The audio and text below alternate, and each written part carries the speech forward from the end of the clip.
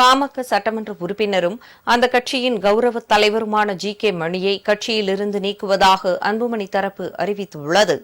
பாமகவில் அக்கட்சியின் நிறுவனர் ராமதாஸ் மற்றும் தலைவர் அன்புமணி ராமதாஸ் இடையே கடந்த ஆண்டு டிசம்பர் 30ஆம் தேதி புதுச்சேரியில் நடந்த கூட்டத்தில் ஏற்பட்ட வாக்குவாதம் மோதலாக மாறியது. ஒரு கட்டத்தில் அன்புமணியை கட்சியிலிருந்து நீக்கினார் ராமதாஸ். இப்போதைய சூழ்நிலையில் அன்புமணி தரப்பு, ராமதாஸ் தரப்பு என பாமக இரு அணிகளாக செயல்பட்டு வருகின்றது.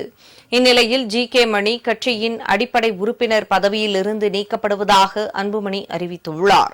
இதுகுறித்து அவர் வெளியிட்டுள்ள அறிக்கையில், பாமகவின் நலனுக்கும் கட்சியின் தலைமைக்கும் எதிராக ஜி.கே. மணி செயல்பட்டதால் இந்த நடவடிக்கை எடுக்கப்பட்டுள்ளது.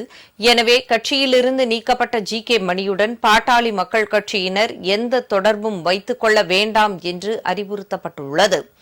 சட்டமன்ற தேர்தல் கூட்டணி குறித்து அன்புமணியுடன் யாரும் பேச்சுவார்த்தை நடத்தக்கூடாது என ராமதாஸ் தரப்பில் இன்றைய நாளிதழ்களில் அறிக்கை வெளியிடப்பட்டிருந்தது.